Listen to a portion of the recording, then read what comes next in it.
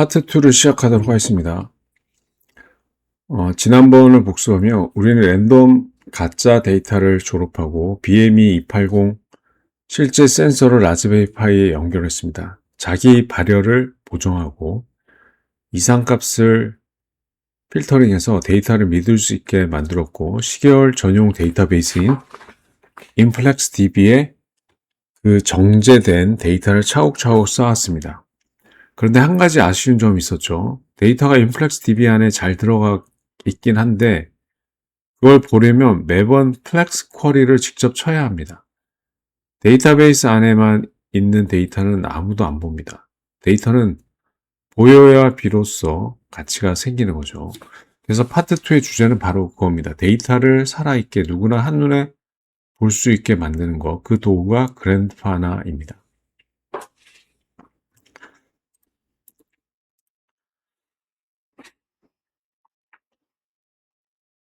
파트 1을 빠르게 복습하겠습니다. 첫째는 실제 센서입니다. BME280을 I2C로 라즈베리 파이에 연결하고 SMB US2와 BME280 라이브러리로 진짜 온습도 기압값을 읽었습니다. 13주차 OLED 연결 경험이 그대로 이어졌죠. 둘째, 데이터 검증입니다. 자기 발열을 오프셋으로 보정하고 물리적 범위를 벗어나 이상값을 버리고 이동평균으로 노이즈를 평화했습니다. 진짜 데이터를 배우는 핵심 책임이었죠. 셋째는 시계열 DB입니다. InfluxDB를 설치하고 버켓 매니지먼트, 태그, 필드, 타임스탬프라는 데이터 모델을 배웠습니다. 넷째, 기록과 조회입니다. 포인트 객체로 데이터를 쓰고 인플렉스 쿼리에 레인지와 어그리게이트 윈도우로 시간 범위 집계를 조회했습니다. 이 네 가지가 오늘의 토대입니다. 특히 오늘은 파트 1에서 InfluxDB에 쌓은 그 데이터를 그랑파나로 시각화하는 거라서 InfluxDB가 정상 동작하고 데이터가 실제로 들어가 있어야 합니다.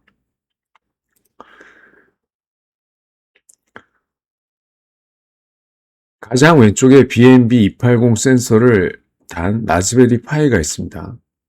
파트 1에서 만든 실제 센서 단말입니다. 측정, 보정, 필터를 거친 정제된 값을 보냅니다.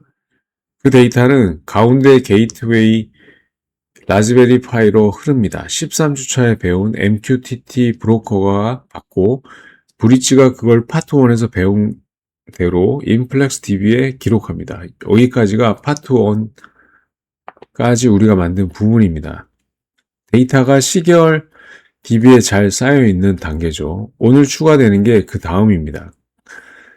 그라파나가 등장합니다. 그라파나는 InfluxDB를 데이터 소스로 바라봅니다. InfluxDB에 쌓인 데이터를 읽어서 그래프와 게이지, 표 같은 시각 패널로 그려줍니다. 그란드파는 오픈 소스 데이터 시각화 플랫폼입니다. 가장 큰 특징은 다양한 데이터 소스를 연결할 수 있다는 것입니다. 우리가 쓸 InfluxDB는 물론이고 프로메테우스, MySQL 등 수십 가지를 지원합니다. 핵심은 코드 없이 마우스만으로 패널과 대시보드를 구성한다는 것입니다. 실시간으로 갱신되고 시간 범위를 자유롭게 조절할 수 있고 알림 기능까지 내장되어 있습니다. 자, 이제 설치 방법인데 설치하기 전에 반드시 이제 업데이트를 해야 되고요. 업데이트하기 위해서는 sudo apt update, sudo apt install -y 그라파나 하면 그라파나가 이제 설치가 되고 시스템 컨트롤 enable now 그라파나 서버로 부팅 자동 실행과 즉시 시작을 한 번에 합니다. 그리고 13주차에 플래스크가 5000, 파트 1에서 InfluxDB가 8086이었죠. 그랜드파나는 3000입니다. 서비스마다 고유 포트가 있다는 거 이제 자연스럽죠. 최초 로그인은 ID 어드민, 비밀번호 어드민입니다. 그런데 여기서 가장 중요한 보안 포인트가 있습니다. 이 기기 비밀번호 즉시 바꿔야 되죠. 안 그러면 이게 다 디폴트 값이기 때문에 해킹되기가 매우 쉽습니다. 그래파나가 데이터를 그리려면 먼저 데이터가 어디 있는지 알려줘야 합니다. 이걸 데이터 소스 연결이라고 합니다. 5단계로 진행되는데 1단계 그래파나 메뉴에서 Connections, 그 안에 데이터 소스로 들어갑니다. 2단계 데이터 소스 종류 목록에서 InfluxDB를 선택해 추가합니다. 그래파나가 지원하는 수십 가지 중 우리는 InfluxDB를 쓰니까 3단계, 그 다음에 쿼리 언어를 Flex로 설정합니다. 이게 중요합니다. FlexDB는 옛날 방식인 InfluxQL과 새 방식인 Flex를 둘 다 지원하는데 우리는 파트 1에서 Flex를 배웠으니 Flex로 맞춥니다. 4단계 인증 정보를 입력합니다. URL은 InfluxDB 주소인 localhost:8086, org는 파트 1에서 만든 BSU, 그리고 토큰은 파트 1 12번 슬라이드에 발급받은 그 토큰입니다. 그런 다음에 마지막 단계에서 Save and Test 버튼을 누릅니다. 교환파나가 입력한 정보로 InfluxDB의 실제로 연결을 시도해서 성공하면 초록색으로 연결 성공 메시지가 뜹니다. 데이터 소스가 연결됐으니 이제 첫 번째 그래프 패널을 만듭니다. 13주차에 차트.js 그래프 하나 그리려고 코드를 한참 짰던 거 떠올리면서 보세요. 1단계 New 대시보드를 만들고 Add 패널을 클릭합니다. New 대시보드를 만들고 Add 패널을 클릭한 다음 대시보드는 여러 패널을 담는 판이고 패널은 그래프 하나하나입니다. 2단계는 쿼리를 입력합니다. 여기가 핵심입니다. 파트 1의 15번 슬라이드에서 배운 그 플렉스 쿼리를 그대로 붙여넣습니다. 프롬으로 Sensors Bucket Range로 시간 범위, 필터로 Environment의 Temperature, Aggregate, Windows로 5분 평균, 파트 1에서 배운 게 그대로 재사용됩니다. 새로 배울 게 아니라 이미 아는 걸 붙여넣는 겁니다. 3단계는 시각화 타입을 고릅니다. 타임 시리즈, 즉 시계열 꺾은 선 그래프를 선택합니다. 클릭 한 번이면 13주차에 차트.js로 타입 라인 설정하고 라벨스, 데이터 에셋 다 코딩했던 게 끝납니다. 4단계 꾸미기입니다. 단위를 섭씨로 지정하면 Y축에 도시 기호가 자동으로 붙고 패널 제목은 거실 온도로 달고 선택을 설정합니다. 13주에 이런 거 다 코드로 했던 거 기억하시죠? 여기선 메뉴에서 클릭만 합니다. 5단계 Save 대시보드로 저장합니다. 자, 됐습니다. 방금 우리는 코드 한 줄 안 짜고 실시간 온도 그래프를 만들었습니다.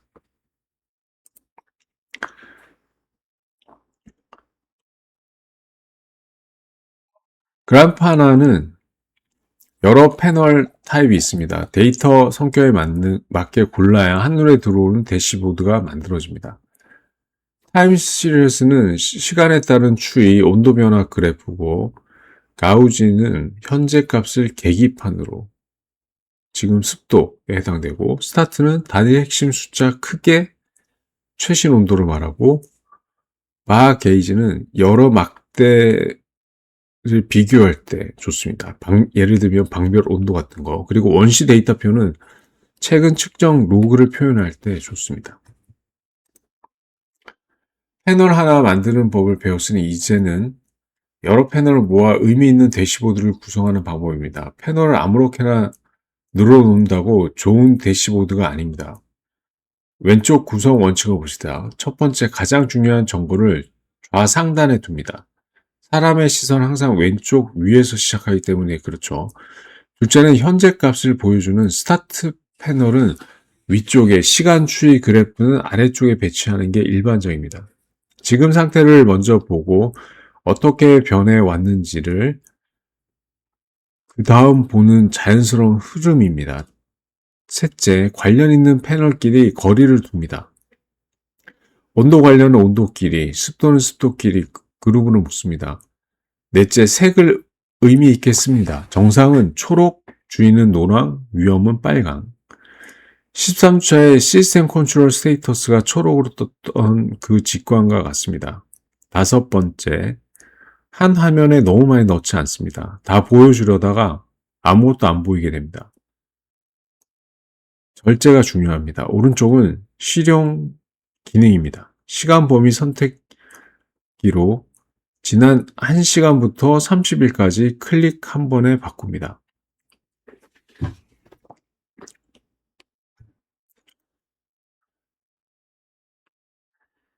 대시보드를 잘 만들었는데 한 가지 본질적인 한계가 있습니다. 사람이 그 화면을 24시간 들여볼 수 없다는 겁니다. 왼쪽을 봅시다. 왜 알림이 필요할까요? 첫째, 사람은 대시보드를 종일 못 봅니다. 잠도 자고 다른 일도 해야 하니까요. 둘째, 하필 이상 상황은 우리가 안 보고 있을 때 생깁니다. 새벽에 서버실 온도가 치솟는 시기죠. 셋째, 그래서 조건을 시스템에 대신 감시하게 해야 합니다. 이게 알림입니다.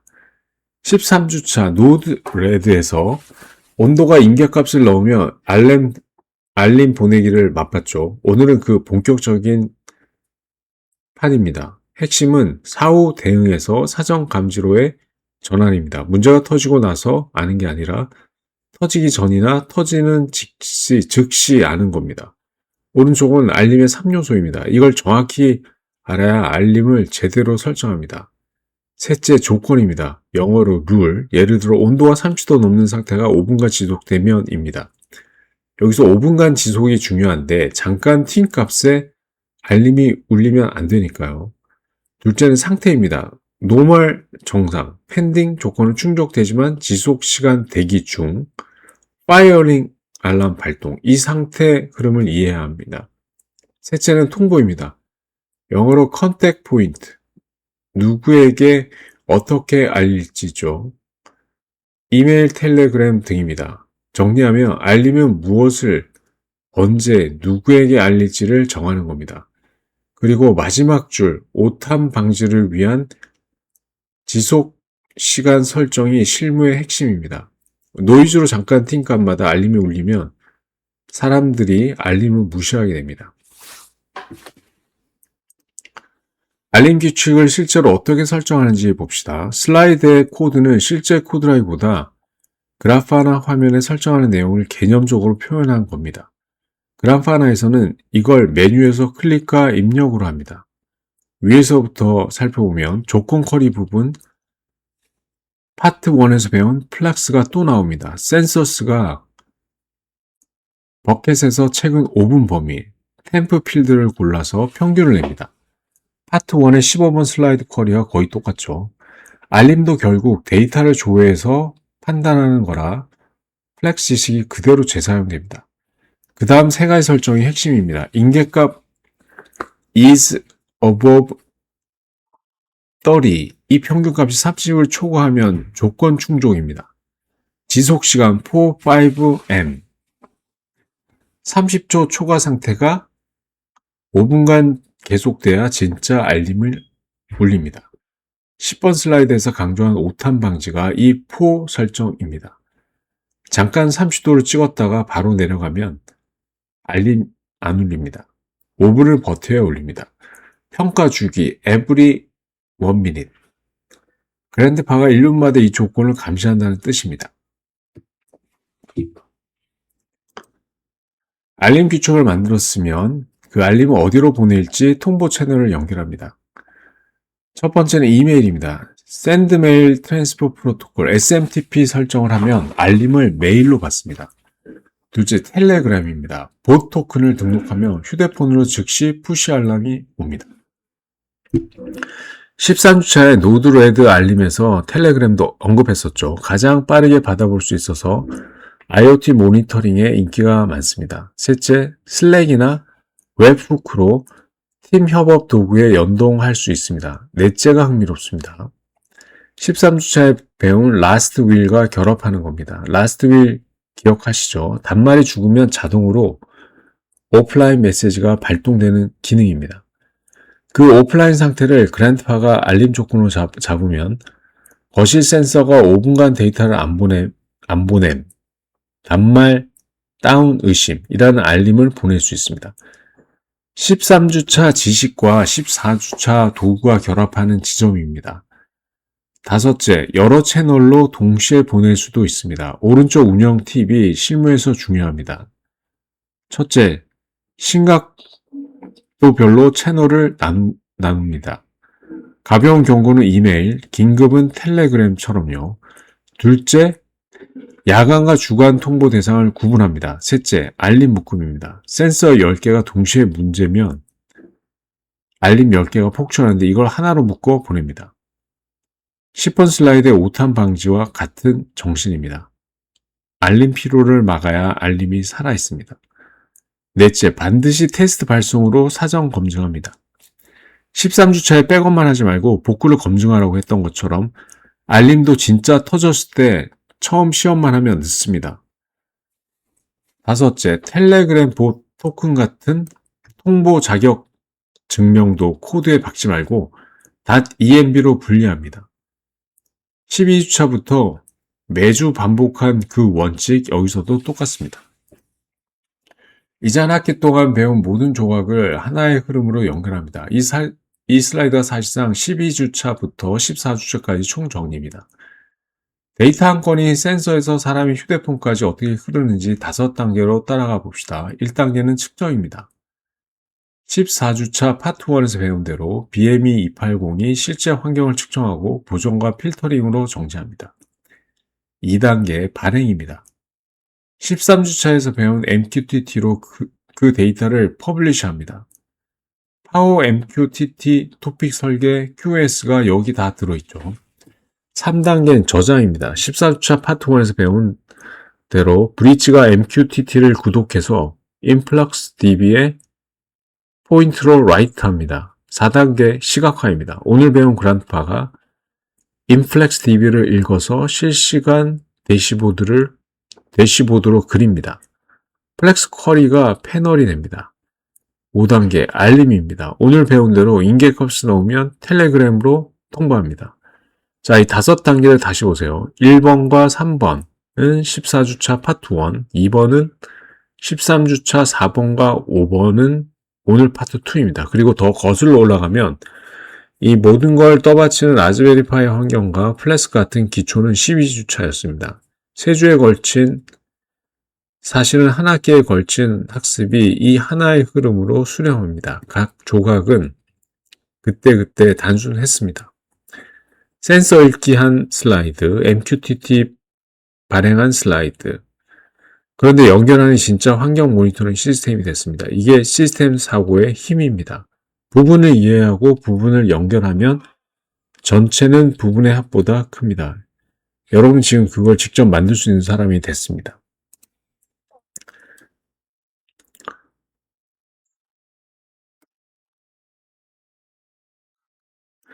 외부 API는 HTTP로 부르고 내부 센서는 MQTT로 받습니다. 파트 1에서 도구는 상황에 맞게라고 했죠. 외부 호출엔 HTTP, 내부 통신엔 MQTT, 둘은 경쟁이 아니라 협력입니다. 오른쪽이 결과물입니다. 그란드파나 대시보드에서 실내 온도와 실외 온도를 같은 그래프에 두 선으로 겹쳐 그립니다.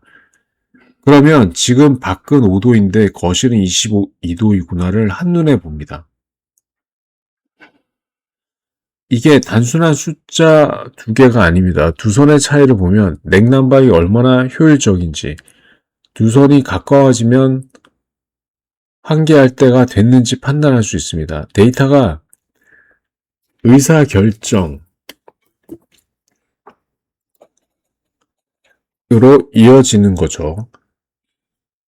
이 모든 게 단 하나의 그래프나 화면에 통합됩니다. 시스템 만들어졌으면 24시간 동안 안정적으로 돌리는 운영을 고민해야 합니다.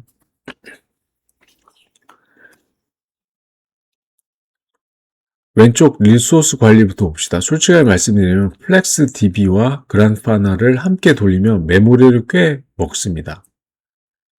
SQLite는 매우 가볍다고 했는데 전문 도구는 그만큼 자원을 씁니다. 그래서 예전에 권장했던 라즈베리 파이 4의 4기가 이상 모델이 여기서 진가를 발휘합니다. 사양이 받쳐줘야 합니다. 둘째는 SD카드 쓰기 부하입니다.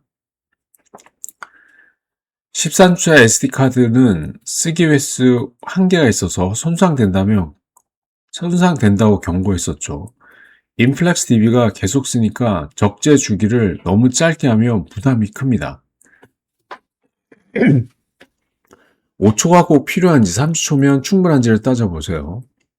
셋째, 파트 1에서 배운 보전 정책으로 디스크가 차는 걸 막습니다. 넷째, 그래도 무거우면 인플렉스 DB와 그란파나를 라즈베리 파이가 아닌 별도의 서버로 분리하는 것도 검토해야 합니다. 오른쪽은 서비스 의존성입니다. 13주차에 시스템 데몬의 애프터 의존성을 강조했던 거 기억하시죠? 브릿지는 브로커가 떠 있어야 한다고요. 14주차는 서비스가 더 많습니다. 인플렉스 DB가 먼저 떠야 수집키가 데이터를 넣고 그래야 그랜드파나가 그릴 수 있습니다. 그래서 시스템 데몬 시작 순서를 인플렉스 DB, 수집키, 그랜드파나 순으로 설계해야 합니다. 통합 시스템이 완성됐으니 보안을 점검합니다. 이 체크리스트는 사실상 지난번부터 배운 것을 총정리하는 것입니다. 새로 외울 게 하나도 없고 배운 걸 빠짐없이 적용했는지 확인한 겁니다. 첫 번째, 그란파나 계정입니다. 5번 슬라이드에서 강조했던 어드민 기본 비밀번호를 즉시 바꿉니다. 13주차 모스키토의 익명 접속 차단과 같은 정신입니다. 둘째, 자격 증명 분리입니다.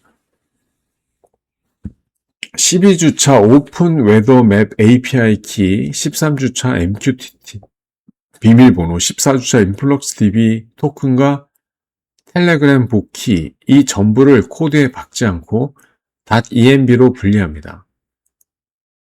3주 동안 매번 반복하는 이유는 이게 가장 흔한 실무 사고이기 때문입니다.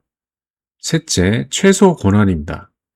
6번 슬라이드에서 강조했듯 그란드파나는 데이터를 읽기만 하니 읽기 전용 토큰을 줍니다. 13주 필요한 최소한만 원칙이죠. 넷째, 포트 보호입니다. 그란파나 3000, 인플렉스 DB 8086, MQTT 1883, 이 포트들이 외부 인터넷에 노출되면 안 됩니다.